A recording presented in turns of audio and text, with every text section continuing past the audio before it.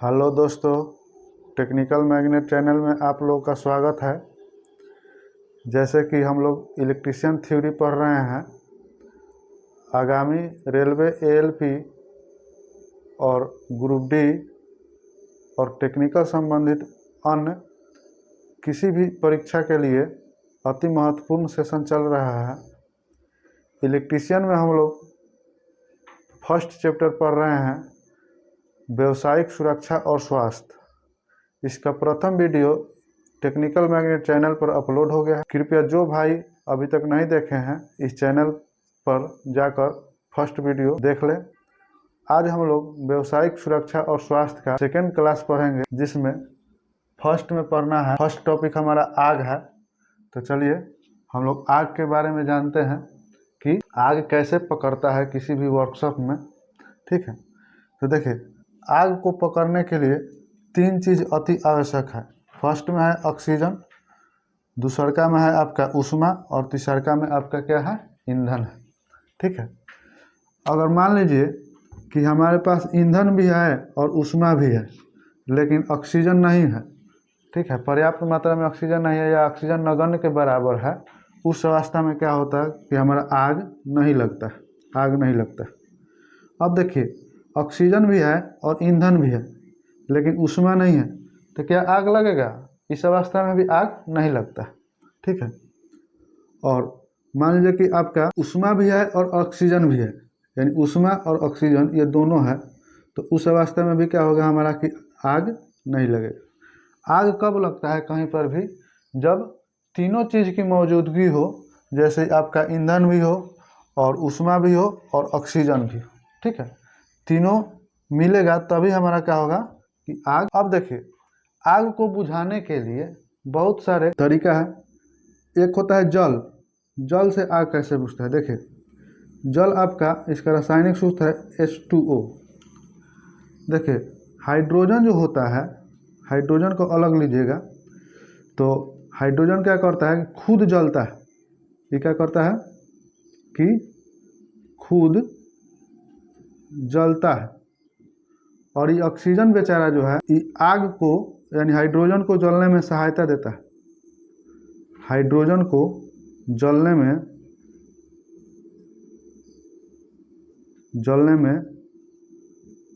सहायता देता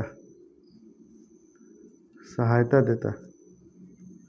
लेकिन जब आप हाइड्रोजन को और ऑक्सीजन को दोनों को जब एक साथ मिला दीजिएगा, उस अवस्था में क्या होगा कि जल का निर्माण हो जाएगा, यानी H2O। यही जल मिलकर क्या करता है कि इस आग को बुझा देता है। ठीक है, तो आई होप आप लोग को समझ में आया होगा कि आग कैसे पकड़ता है। अब हम लोग देखिए सेकेंड टॉपिक पर, 2 नंबर टॉपिक पर चर्चा करते हैं, causes of fire in workshop. ठीक है, यानी किसी भी वर्कशॉप में आग लगने का क्या क्या कारण होते हैं। तो देखिए, आग लगने का जो फर्स्ट कारण होता है कि शॉर्ट सर्किट से आग लगता है। आप लोग बहुत सारे पेपर में, न्यूज़ में पढ़े होंगे कि शॉर्ट सर्किट से फलाना फैक्ट्री में आग लग गया, फलाना वर्कशॉप में आग लग गया। ठीक है, शॉर्ट सर्किट से भी आग लगता है आपका। उसके बाद आपका मोबिल हो गया, पेट्रोलियम पदार्थ हो गया, जैसे मोबिल हो गया आपका, किरोसिन तेल हो गया, पेट्रोल हो गया, इससे भी आग लगता है। या गैस से भी आग लगता है, LPG हो गया इत्यादि, जो कि जितने भी गैस होते हैं, इससे भी आग लगने का कारण है। या कभी कभी क्या होता है कि लापरवाही से कारीगर जो होता है वर्कशॉप में या किसी भी फैक्ट्री में क्या करता है कि बीड़ी सिगरेट तंबाकू पीता है, उससे भी आग लगने का कारण होता है। या ज़्यादा टेम्परेचर किसी मशीन का या उपकरण का ज़्यादा टेम्परेचर बढ़ जाता है, उस अवस्था में क्या होता है कि आग विस्फोटक होकर और फट जाता है और आग लग जाता है। या ठंडी के मौसम में क्या होता है कि बहुत सारे कारीगर उसी में क्या करते हैं कि लगते हैं लकड़ी जला के या कोई भी ज्वलनशील पदार्थ जलाकर क्या करते हैं कि उससे आग तापने लगते हैं। उस अवस्था में भी क्या होता है कि आग लगने का कारण संभावना बन जाता है। चलिए, अब हम लोग पढ़ेंगे 3 नंबर में कि ये देखिए, 1 नंबर हमारा हो गया, 2 नंबर भी हो गया, 3 नंबर है टाइप्स ऑफ आग। आग के कितने प्रकार होते हैं। ठीक है, तो आग जो होता है, आग के प्रकार ये 4 प्रकार के होता है, ठीक है। आग के जो प्रकार होता है 4 प्रकार के। एगो होता है फर्स्ट नंबर में क्लास ए फायर। क्लास ए फायर जो होता है, फर्स्ट नंबर ए अभी हम लोग पढ़ेंगे, उसके बाद बारी बारी से सबको पढ़ लेंगे। क्लास ए फायर जो होता है, जैसे देखिए लकड़ी में, उसके बाद जूट में, कपड़ा में, कागज में आदि में जो आग लगता है वो आग क्लास ए प्रकार के आग कहलाते हैं। इस प्रकार के आग को बुझाने के लिए हम लोग क्या करते हैं कि शीतल जल का प्रयोग कर, कुछ भी हम लोग ज्वलनशील जो आग बुझाने में सहायता होता है फोम उसका भी प्रयोग कर सकते हैं, लेकिन ज़्यादा जो होता है कि क्लास ए प्रकार के आग बुझाने के लिए हम लोग शीतल जल का प्रयोग करके क्या करते हैं कि आग बुझा देते हैं, ठीक है। यानी क्लास ए में कौन आग आएगा, जैसे लकड़ी का आग हो गया, पेपर का आग हो गया, किसी कपड़ा में आग लग गया है, किसी जूट में आग लग गया है, तो इस प्रकार के आग को हम लोग क्लास ए मान का आग मानेंगे। इसको बुझाने के लिए हम लोग क्या करते हैं कि शीतल जल का प्रयोग करते हैं। अब आइए हम लोग पढ़ते हैं बी नंबर में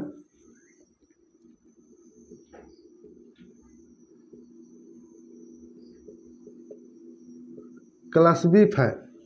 यानी क्लास बी फायर क्या होता है, देखिए जैसे द्रवित जो ऑयल होता है पदार्थ, आपका पेट्रोल हो गया, आपका मिट्टी का तेल हो गया, आपका मोबिल हो गया, आपका केरोसिन तेल हो गया, इसमें जो आग लगता है, इसको हम लोग क्लास बी प्रकार के आग मानते हैं, ठीक है। क्लास बी प्रकार के आग को बुझाने के लिए क्या करते हैं हम लोग कि कार्बन डाइऑक्साइड का प्रयोग करते हैं, ठीक है, जिससे हमारा क्लास बी प्रकार के आग बुझ जाता। अब हम लोग देखते हैं क्लास सी प्रकार के आग। तो क्लास सी प्रकार के आग जो होता है, जैसे गैसीय पदार्थ, आपका एलपीजी हो गया, मीथेन हो गया, हाइड्रोजन हो गया, या विद्युत से जो आग लगता है उसको हम लोग क्लास सी प्रकार के आग समझते हैं। इस प्रकार के आग को बुझाने के लिए क्या किया जाता है कि आपको बुझाने के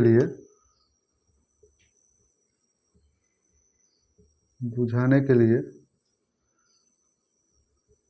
आपको CO2 यानी कार्बन डाइऑक्साइड, हेलोन, शुष्क रासायनिक,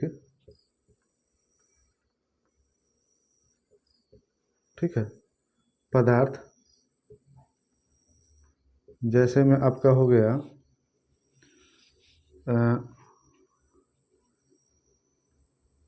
NaHCO3 यानी सोडियम बाइकार्बोनेट, और भी पदार्थ आते हैं, से आग क्या होता है कि बुझ जाता है। नेक्स्ट है डी नंबर में क्लास डी प्रकार के जो आग होता है, ठीक है। जैसे में आपका धात्विक पदार्थ जो होता है ना, जैसे आपका हो गया एल्युमिनियम हो गया, सोडियम हो गया, मैग्नीशियम हो गया इत्यादि, इसमें जो आग लगता है उसको हम लोग बोलते हैं क्लास डी प्रकार के आग। इसको बुझाने के लिए क्या किया जाता है कि हम लोग इसको बुझाने के लिए क्या करते हैं,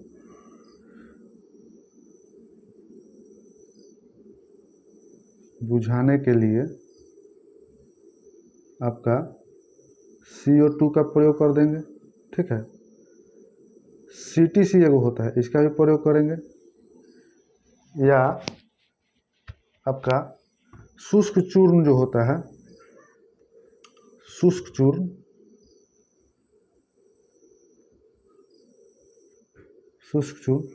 जैसे में आपका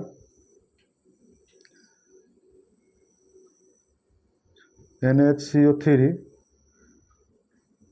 ETC का प्रयोग हम लोग करके क्लास डी प्रकार के आग को बुझा लेते हैं, ठीक है। अब देखिए अब आते हैं अग्निशामक यंत्र। एक आपका अग्निशामक यंत्र आता है जो हमारा आपका होता है CCl4, ठीक है, जिसको हम लोग बोलते हैं कार्बन टेट्रा क्लोराइड, या आपका एक आता है BFC, ठीक है। ये जो होता है BFC ब्रोमोक्लोरो डाईफ्लोरो मीथेन जो होता है, इससे भी हम लोग क्या करते हैं कि आपका आग बुझा देते हैं।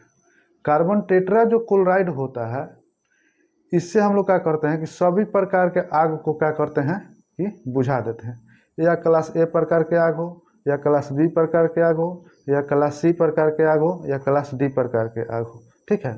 इसमें क्या होता है कि एक सिलेंडर होता है, उस सिलेंडर में क्या किया जाता है कि CCl4 को भर दिया जाता है, और भर के क्या किया जाता है कि उसको सील कर दिया जाता है। और जब भी कहीं आग लगेगा तो उस अवस्था में क्या करता है कि उसमें एक नोजल लगा हुआ होता है। उस नोजल को आप जैसे ही दबाइएगा, खोलकर नोजल को जैसे ही दबाइएगा तो नोजल से स्प्रे टाइप का गैस निकलता है, ठीक है। लगेगा कि स्प्रे है, स्प्रे टाइप का गैस निकलता है। वो गैस क्या करता है कि जहाँ पर आग लगा होता है वहाँ पर क्या करता है कि पूरा उस आग को छाप लेता है, और छापने के बाद क्या करता है कि वहाँ से ऑक्सीजन का संपर्क पूरा हटा देता है। जैसे ही आपका आग में ऑक्सीजन का संपर्क हट जाएगा, उस अवस्था में क्या होता है कि आग आसानी से बुझ जाता है, ठीक है। आप लोगों को समझ में आया हो। चलिए देखिए, नेक्स्ट हम लोग देखते हैं आपका है कि फर्स्ट एड सेफ्टी प्रैक्टिस, यानी प्राथमिक उपचार सुरक्षा अभ्यास। प्राथमिक उपचार का सुरक्षा अभ्यास कैसे करना है।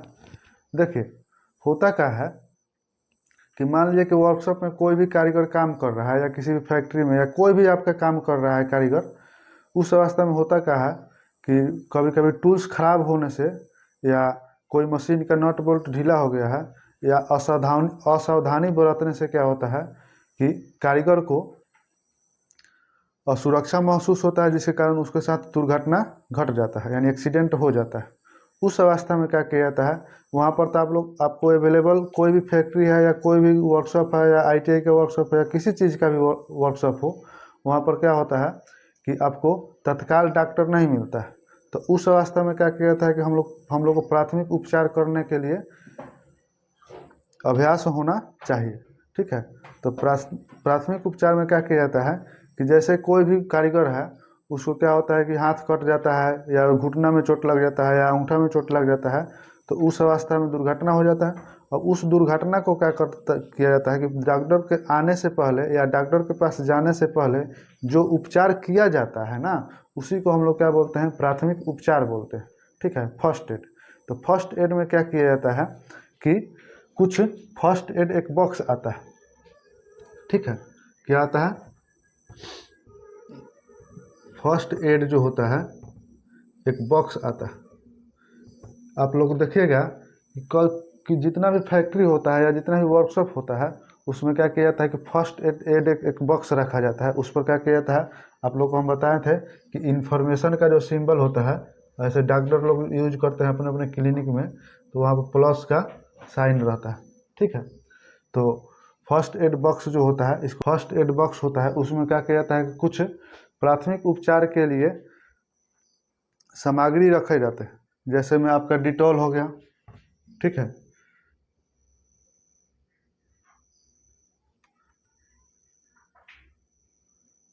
डिटॉल हो गया। आपके बाद बीटाडिन एक होता है, बीटाडिन दवा हो गया, ठीक है। आपका कैंची हो गया, ठीक है, रुई हो गया, आपका पट्टी हो गया, ठीक है। आपका टीजर दवा कहता है, टिंचर, मलहम, ये हो गया। और भी तमाम तरह के फर्स्ट एड बॉक्स में रखा जाता है। या फीवर का भी कोई कोई कारीगर के क्या होता है, फीवर हो जाता है तो फीवर का भी दवा रखा जाता है, ठीक है। फीवर का दवा, दर्द का दवा, फीवर का दवा, फिर से दर्द का दवा, ठीक है, इत्यादि रखे जाते हैं। तो इसको हम लोग क्या बोलते हैं कि डॉक्टर के आने से पहले जो उपचार किया जाता है उसको हम लोग प्राथमिक उपचार कहते हैं, ठीक है। तो चलिए हम लोग 5 नंबर देखते हैं, आपका कृत्रिम श्वास प्रक्रिया, ठीक है।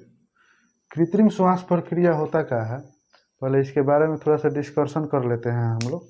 देखिए, कोई भी वो कारीगर वर्कशॉप में या कहीं भी फैक्ट्री में काम कर रहा है, या किसी भी कारीगर को बिजली से हल्का झटका लग गया, या कारीगर कहीं काम करते करते बेहोश हो गया, या उसको एक्सीडेंट हो गया, या बिजली से झटका लग जाता है, तो उस अवस्था में व्यक्ति को श्वास लेने में दिक्कत होता है। तो कृत्रिम श्वास प्रक्रिया अपनाया जाता है विधि।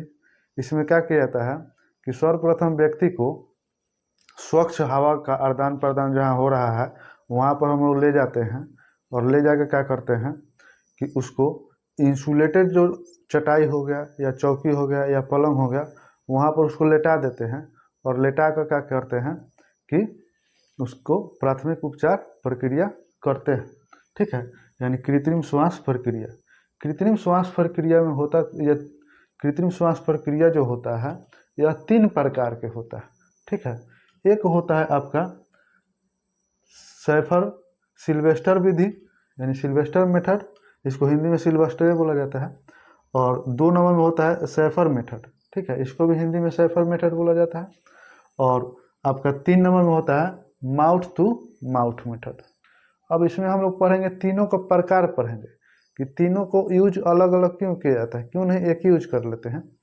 तो देखिए, सिल्वेस्टर मेथड जो होता है, जब व्यक्ति को सिल्वेस्टर मेथड में जब व्यक्ति को सीना पर छाला लगा है ना, जब व्यक्ति को सीना पर क्या हुआ छाले पड़ जाते हैं, उस अवस्था में क्या किया जाता है कि व्यक्ति को पीठ के बल लेटा दिया जाता है।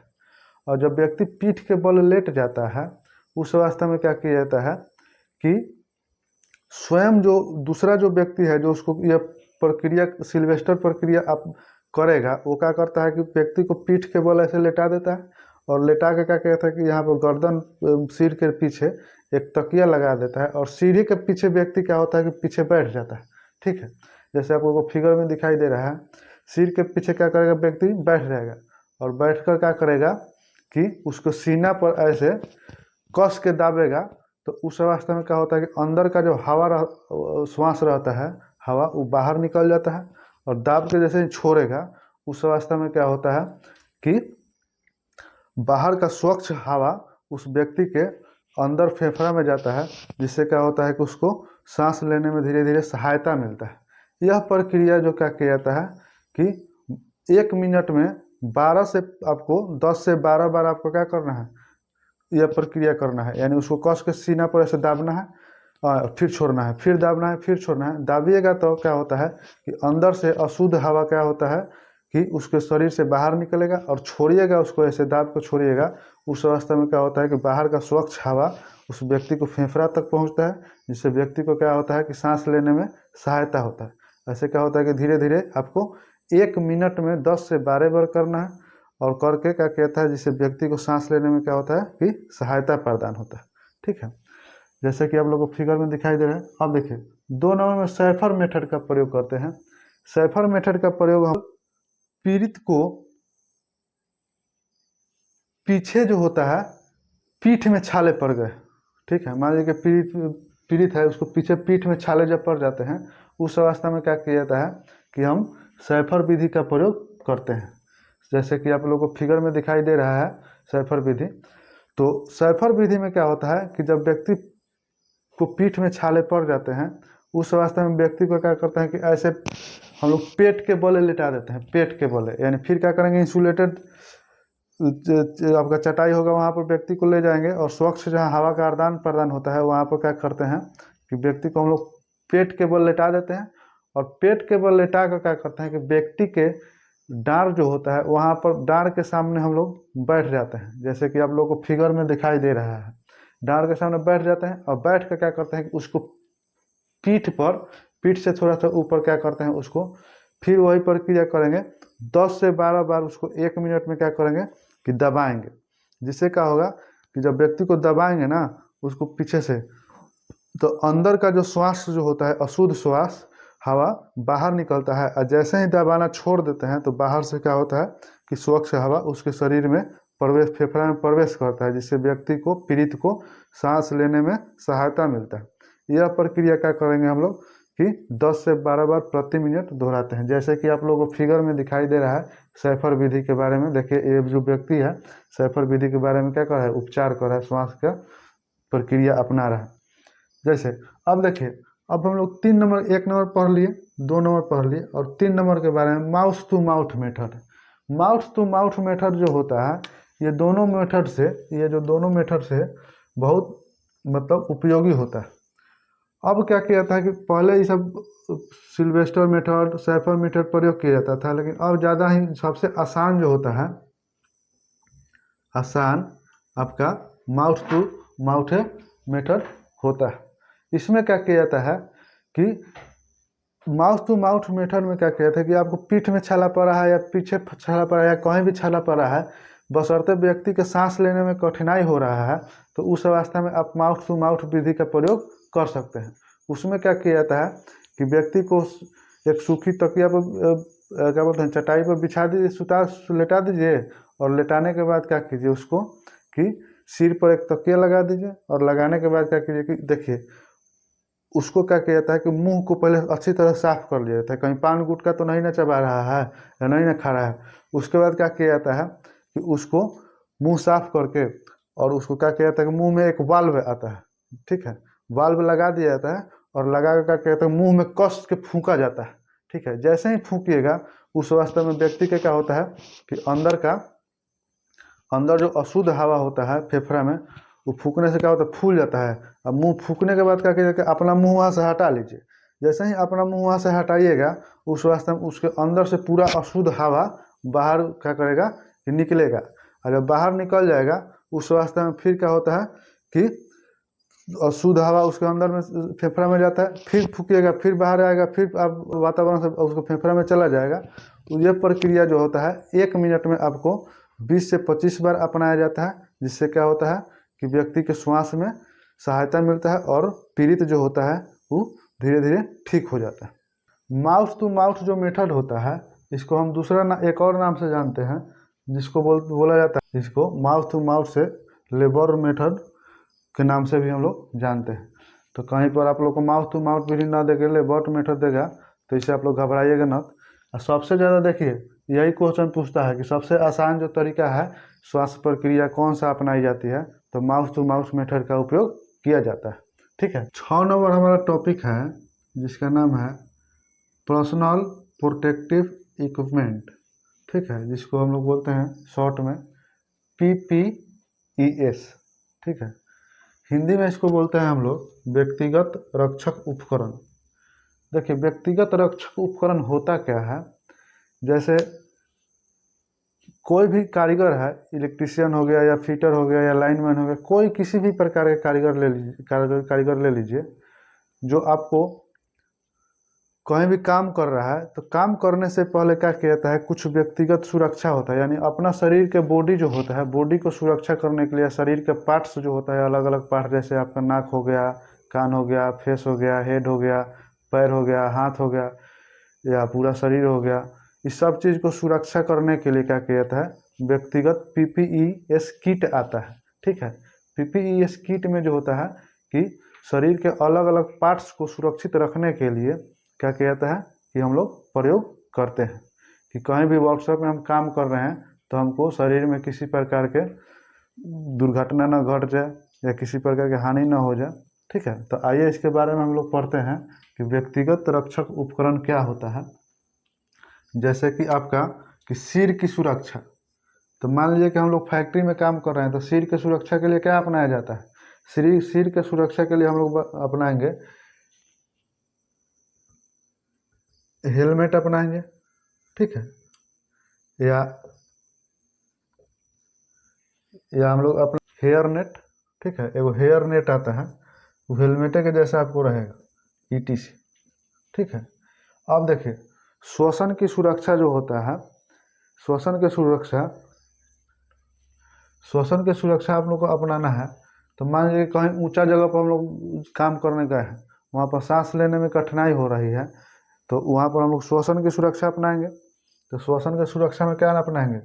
गैस वाला सिस्टम अपनाएंगे, गैस रेस्पिरेटर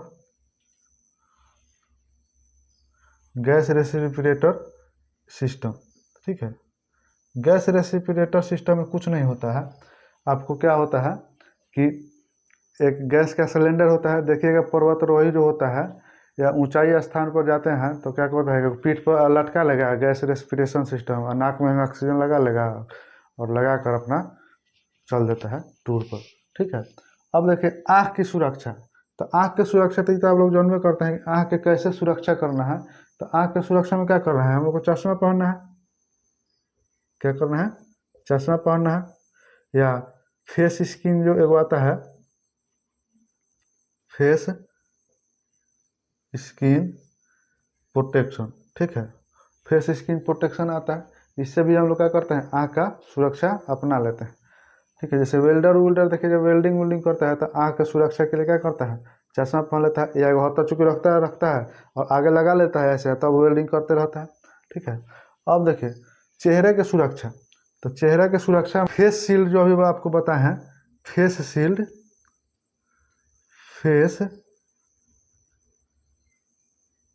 शील्ड का उपयोग हम लोग करते हैं, ETC वही, यानी एक लगा लेता है पूरा फेस को शील्ड कर लेता है, फेस को ढक लेता है और ढकने के बाद केवल आँखें दिखाई देता है और हल्का सा नाक तर यहाँ पर रहता है छेद जो श्वास लेने के लिए, यानी फेस शील्ड पूरा फेस को आपको ढक लेगा, जिससे क्या होगा कि आपको कहीं भी काम कर रहे हैं तो उस रास्ते में आपको झटका फेस सुरक्षित रहेगा। नेक्स्ट हमारा क्या है, पैरों की सुरक्षा। ठीक है, पैरों की जो सुरक्षा होता है, तो पैरों की सुरक्षा में क्या अपनाया जाएगा, आपका जूता हो जाएगा या बूट हो जाएगा। ठीक है, ETC पैर की सुरक्षा में जूता पहन लीजिए, बूट पहन लीजिए। ठीक है, तो इससे मतलब पैर की सुरक्षा हो जाएगा। अब आइए नेक्स्ट है कि हाथों की सुरक्षा। तो हाथ की सुरक्षा तो आप लोग जानबे करते हैं, हाथ की सुरक्षा में क्या हो जाएगा, दस्ताना हो या ग्लव्स हो जाएगा, ग्लव्स ETC। ठीक है, तो इतने प्रकार के हमारा क्या होता है, PPE किट होता है, जो क्या करता है, PPE किट जो होता है केवल शरीर को प्रोटेक्शन देने के लिए हम लोग क्या करते हैं, यूज में लेते हैं। चलिए आज का हमारा क्लास ख़त्म होता है यहीं पर। अब आपका ये जो चैप्टर है व्यावसायिक सुरक्षा एवं स्वास्थ्य, ये चैप्टर ख़त्म हो गया। ठीक है, नेक्स्ट क्लास में हम लोग चालू करेंगे टूल्स, इलेक्ट्रीशियन टूल्स। ठीक है, तब तक ले आज का क्लास हम लोग यहीं पर ड्रॉप करते हैं। वीडियो अगर अच्छा लगा हो तो वीडियो को लाइक करें, सब्सक्राइब करें और अपने दोस्तों या क्लासमेट के पास शेयर करें। ठीक है, तब तक ले धन्यवाद।